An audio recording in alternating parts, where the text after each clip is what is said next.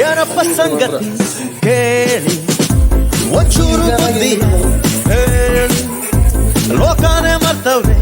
ನೋಡಿ ಯಾರ